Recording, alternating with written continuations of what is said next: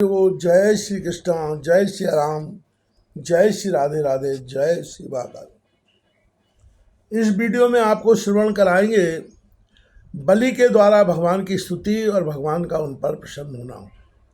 श्री सुखदेव जी कहते हैं, परीक्षित, इस प्रकार भगवान ने असुरराज बलि का बड़ा तिरस्कार किया और उन्हें धैर्य से विचलित करना चाहा, परंतु वे तनिक भी विचलित न हुए, बड़े धैर्य से बोले। दैत्यराज बलि ने कहा, देवताओं के आराध्य देव, आपकी कीर्ति बड़ी पवित्र है। क्या आप मेरी बात को असत्य समझते हैं? ऐसा नहीं है, मैं उसे सत्य कर दिखाता हूँ। आप धोखे में नहीं पड़ेंगे। आप कृपा करके अपना तीसरा पग मेरे सिर पर रख दीजिए। मुझे नरक में जाने का अथवा राज्य से च्युत होने का भय नहीं है। मैं पास में बंधने अथवा अपार दुख में पड़ने से भी नहीं डरता। मेरे पास फूटी कौड़ी भी न रहे अथवा आप मुझे घोर दंड दें, यह भी मेरे भय का कारण नहीं है। मैं डरता हूँ तो केवल अपनी अपकीर्ति से। अपने पूजनीय गुरुजनों के द्वारा दिया हुआ दंड तो जीव मात्र के लिए अत्यंत वांछनीय है, क्योंकि वैसा दंड माता पिता भाई और सुहृद भी मोहवश नहीं दे पाते।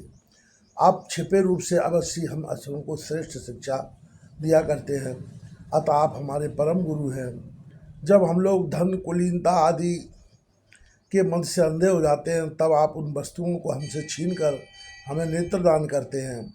आपसे हम लोगों का जो उपकार होता है उसे मैं बताऊं। अनन्य भाव से योग करने वाले योगीगण जो सिद्धि प्राप्त करते हैं, वही सिद्धि बहुत से असुरों को आपके पास दृढ़ बैर भाव करने से प्राप्त हो गई है। जिनकी ऐसी महिमा, ऐसी अनंत लीलाएं हैं, वही आप मुझे दंड दे रहे हैं और बरोपात से बांध रहे हैं। इसकी ना तो मुझे कोई लज्जा है और ना किसी प्रकार की व्यथा ही। प्रभु, मेरे पितामह प्रहलाद जी की कीर्ति सारे जगत में प्रसिद्ध है। वे आपके भक्तों में श्रेष्ठ माने गए हैं। उनके पिता हिरण्यकश्यप ने आपसे बैर विरोध करने के कारण उन्हें अनेकों प्रकार के दुख दिए, परंतु वे आपके ही परायण रहे। उन्होंने अपना जीवन आप पर ही न्यौछावर कर दिया। उन्होंने यह निश्चय कर लिया कि शरीर को लेकर क्या करना है, जब यह एक न एक दिन साथ छोड़ ही देता है। जो धन संपत्ति लेने के लिए स्वजन बने हुए हैं, उन डाकुओं से अपना स्वार्थ ही क्या है? पत्नी से भी क्या लाभ है, जब वह जन्म मृत्यु रूप संसार के चक्र में डालने वाली ही है। जब मर ही जाना है, तब घर से मोह करने में भी क्या स्वार्थ है? इन सब वस्तुओं में उलझ जाना तो केवल अपनी आयु खो देना है। ऐसा निश्चय करके मेरे पितामह प्रहलाद जी ने, यह जानते हुए कि आप लौकिक दृष्टि से उनके भाई बंधुओं के नाश करने वाले हैं, फिर आपके भय रहित एवं अविनाशी चरण कमलों की शरण ग्रहण की थी। क्यों न हो, वे संसार के परम विरक्त, अगाध बोध संपन्न, उदार हृदय और संत शिरोमणि जो हैं। आप उस दृष्टि से मेरे भी शत्रु हैं, फिर भी विधाता ने मुझे बलात् ऐश्वर्य लक्ष्मी से अलग करके आपके पास पहुंचा दिया है। अच्छा ही हुआ, क्योंकि ऐश्वर्य लक्ष्मी के कारण जीव की बुद्धि जड़ हो जाती है और वह यही नहीं समझ पाता कि मेरा यह जीवन मृत्यु के पंजे में पड़ा हुआ अनित्य है। सुखदेव जी कहते हैं कि परीक्षित, राजा बलि इस प्रकार कह ही रहे थे कि उदय होते हुए चंद्रमा के समान भगवान के प्रेम पात्र प्रहलाद जी वहाँ आ पहुँचे।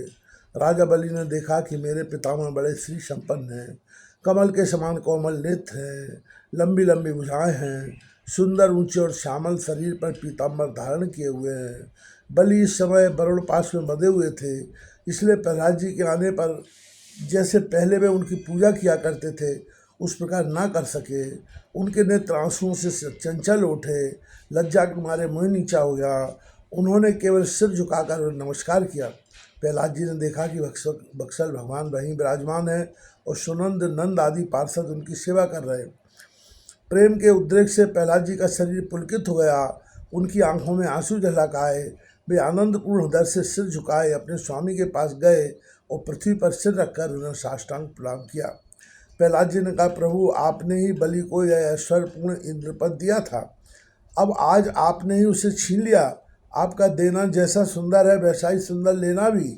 मैं समझता हूँ कि आपने इस पर बड़ी भारी कृपा की है, जो आत्मा को मोहित करने वाली राज्य लक्ष्मी से इसे अलग कर दिया। प्रभु, लक्ष्मी के मद से तो विद्वान पुरुष भी मोहित हो जाते हैं, उसके रहते भला अपने वास्तविक स्वरूप को ठीक ठीक कौन जान सकता है। अतः उस लक्ष्मी को छीनकर महान उपकार करने वाले समस्त जगत के महान ईश्वर सबके हृदय में विराजमान और सर्व के परम साक्षी श्री नारायण देव को मैं नमस्कार करता हूँ। श्री सुखदेव जी कहते हैं, परीक्षित प्रहलाद जी अंजलि बांधकर खड़े थे। उनके सामने ही भगवान ब्रह्मा जी ने वामन भगवान से कुछ कहना चाहा, परंतु इतने में ही राजा बलि की परम साध्वी पत्नी विंध्यावली ने अपने पति को बंधा देखकर भयभीत हो भगवान के चरणों में प्रणाम किया और हाथ जोड़कर मुँह नीचा कर वह भगवान से बोली। विंध्यावली ने कहा, प्रभु आपने अपनी कीड़ा के लिए ही इस संपूर्ण जगत की रचना की है। जो लोग कुबुद्धि हैं वे ही अपने को इसका स्वामी मानते हैं। जब आप इसके कर्ता भर्ता और संहर्ता है तब आपकी माया से मोहित होकर अपने को झूठ करता मानने वाले निर्लज्ज आपको समर्पण क्या करेंगे। ब्रह्मा जी ने कहा, समस्त प्राणियों के जीवन दाता, उनके स्वामी और जगत स्वरूप देवादिदेव प्रभु, अब आप इसे छोड़ दीजिए। आपने इसका सर्वस्व ले लिया है, अतः अब यह दंड का पात्र नहीं है। इसलिए अपनी सारी भूमि और पूर्ण कर्मों से उपार्जित स्वर्ग आदि लोक, अपना सर्वस्व तथा आत्मा तक आपको समर्पित कर दिया है। एवं ऐसे करते समय इसकी बुद्धि स्थिर रही है, ऐसे धैर्य से च्युत नहीं हुआ है।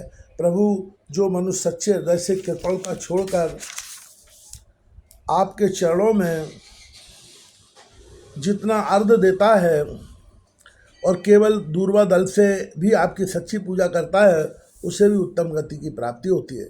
फिर बलि ने तो बड़ी प्रसन्नता से धैर्य और स्थिरता पूर्वक आपको त्रिलोकी का दान कर दिया है, तब यह दुख का भागी कैसे हो सकता है। श्री भगवान ने कहा, ब्रह्मा जी, मैं जिस पर कृपा करता हूँ उसका धन छीन लिया करता हूँ, क्योंकि जब मनुष्य धन के मद से मतवाला हो जाता है तब मेरा और लोगों का तिरस्कार करने लगता है। यह जीव अपने कर्मों के कारण विवश होकर अनेक योनियों में भटकता रहता है। जब कभी मेरी बड़ी कृपा से मनुष्य का शरीर प्राप्त करता है, मनुष्य योनि में जन्म लेकर यदि कुलीनता, कर्म अवस्था, रूप, विद्या, ऐश्वर्य और धनादि के कारण घमंड न हो जाए तो समझना चाहिए कि मेरी बड़ी ही कृपा है। कुलीनता आदि बहुत से ऐसे कारण हैं जो अभिमान और जड़ता आदि उत्पन्न करके मनुष्य को कल्याण के समस्त साधनों से वंचित कर देते हैं, परंतु जो मेरे शरणागत होते हैं वे इनसे मोहित नहीं होते। यह बलि मानव और दैत्य दोनों ही वंशों में अग्रगण्य और उनकी कीर्ति बढ़ाने वाला है। इसने उस माया पर विजय प्राप्त कर ली है जिसे जीतना अत्यंत कठिन है। तुम देख ही रहे हो, इतना दुख भोगने पर भी यह मोहित नहीं हुआ। इसका धन छीन लिया, राजपद से अलग कर दिया, तरह तरह के आक्षेप किए, शत्रुओं ने बांध लिया, भाई बंधु छोड़कर चले गए, इतनी यातनाएं भोगनी पड़ी। यहाँ तक कि गुरुदेव ने भी इसको डांटा फटकारा और शाप तक दे दिया, परंतु इस दृढ़ वृत्ति ने अपनी प्रतिज्ञा नहीं छोड़ी। मैंने इससे छलवरी बातें की, मन में छल रखकर धर्म का उपदेश किया, परंतु इस सत्यवादी ने अपना धर्म न छोड़ा। अतः मैंने इसे वह स्थान दिया है जो बड़े बड़े देवताओं को भी बड़ी कठिनता से प्राप्त होता है। श्रावणी मनवंतर में यह मेरा परम भक्त इंद्र होगा। जब तक यह विश्वकर्मा के बनाए हुए सुतल लोक में रहे, वहाँ रहने वाले लोग मेरी कृपा दृष्टि का अनुभव करते हैं, इसलिए उन्हें शारीरिक अथवा मानसिक रोग, थकावट, तंद्रा, बाहरी या भीतरी शत्रुओं से पराजय और किसी प्रकार के विघ्नों का सामना नहीं करना पड़ेगा। बलि को संबोधित कर, महाराज इंद्रसेन, तुम्हारा कल्याण हो।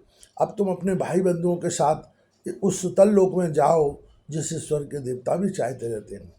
बड़े बड़े लोकपाल भी अब तुम्हें पराजित नहीं कर सकेंगे। दूसरों की तो बात ही क्या है, जो दैत्य तुम्हारी आज्ञा का उल्लंघन करेंगे मेरा चक्र उनके टुकड़े टुकड़े कर देगा। मैं तुम्हारे अनुचरों की और भोग सामग्री की भी सब प्रकार के विघ्नों से रक्षा करूँगा। वीरबली, तुम मुझे वहीं सदा सर्वदा अपने पास ही देखोगे। दानव और दैत्यों के संसर्ग से तुम्हारा जो कुछ आशीर्भाव हुआ वह मेरे प्रभाव से तुरंत दब जाएगा और नष्ट हो जाएगा। ऐसा